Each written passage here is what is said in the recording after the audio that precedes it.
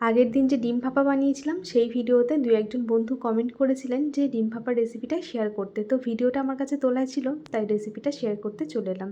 সেই সঙ্গে ইউটিউবে আর একজন দিদিভাই লিখেছিলেন যে রাঙা আলুর মিষ্টির রেসিপিটা শেয়ার করো। তো রাঙা আলুর মিষ্টির রেসিপিটা আমি অনেক দিন আগেই পোস্ট করেছি।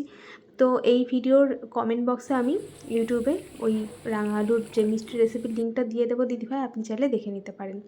তো আজকে ডিম ভাপা বানানোর জন্য এখানে সর্ষে, পোস্ত, কাজু বাদাম, সাথে একটা লঙ্কা দিয়েছি, ভালো করে ধুয়ে একটু লবণ দিয়ে একসাথে সমস্তটা পেস্ট করে নিয়েছি। এদিকে ডিমগুলো আমি আগেই সেদ্ধ করে নিয়েছিলাম, ডিমগুলো খোসা ছাড়িয়ে দু আধখানা করে কেটে নিলাম। কড়াইয়ে সর্ষের তেল দিয়ে তাতে অল্প করে লবণ, হলুদ আর কাশ্মীরি লঙ্কার গুঁড়ো দিয়ে ডিমগুলোকে 2 পিঠ উল্টে পাল্টে বেশ লাল লাল করে ভেজে নেব।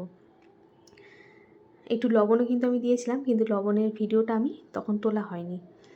তো ওইদিকে ডিমগুলো ভাজা হতে হতে মশলাটাকে রেডি করে নিচ্ছি। যে মশলাটা বানিয়ে রেখেছিলাম সেটা নিয়ে নিলাম টিফিন বক্সে, সাথে দিয়েছি 2 চামচ টক দই, অল্প একটুখানি কাশ্মীরি লঙ্কার গুঁড়ো, অল্প একটু হলুদ গুঁড়ো, সামান্য একটুখানি চিনি দিয়েছি যেহেতু আমাদের সব রান্নায় একটু মিষ্টি দেওয়া হয় সেজন্য, আর সাথে দিয়েছি কাঁচা সর্ষের তেল।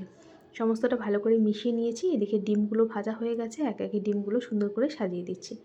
এরপর মশলাটাকে একটুখানি ডিমের ওপর দিয়ে দেবো, যাতে দুদিক দিয়েই মশলাটা ভালো করে লেগে যায়।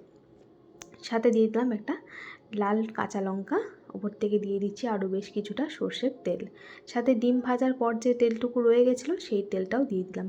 অন্যদিকে একটা কড়াইয়ে জল গরম করতে বসিয়ে দিয়েছি, এখন টিফিন বক্সটা বসিয়ে দিলাম। জলটাও ফুটে গেছে, গ্যাসটা একদম কমিয়ে দিয়ে 20 মিনিটের জন্য ভাপিয়ে নিয়েছিলাম। ব্যাস, ডিম ভাপা আমাদের একদম রেডি হয়ে গেছে। খেতে কিন্তু বেশ ভালো হয়েছিল।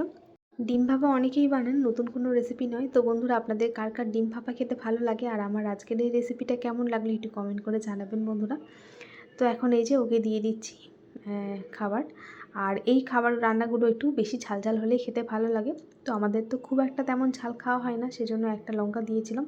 আর আমার জন্য একটা ওই যে গোটা কাঁচা লঙ্কা দিয়ে দিয়েছি, ওটা খাওয়ার সময় ভাতের সাথে মেখে মেখে খাবো। তো চলুন ওকে দিয়ে দিই। আগের ভিডিওতে তো পোস্ট করেছিলাম, আপনারা দেখেছেন। তো এই যে রেসিপিটা চেয়েছিলেন বন্ধুরা, তাই রেসিপিটা পোস্ট করলাম। কেমন লাগলো জানাবেন। তো চলুন বন্ধুরা, আজকের মতো ভিডিওটা এখানে শেষ করছি। আবার দেখা হবে নতুন আরেকটা ভিডিওর সাথে। সবাই ভালো থাকবেন, সুস্থ থাকবেন। আজকের মতো টাটা।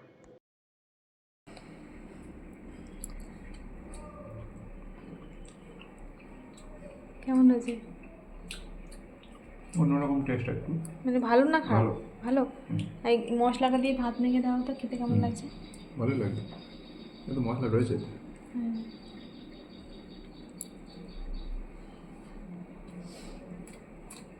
ভালো লাগছে? অন্যরকম, বেশ ভালোই লাগে। ভালো লাগছে। আচ্ছা ঠিক আছে, ঠিক আছে, খাও তাহলে।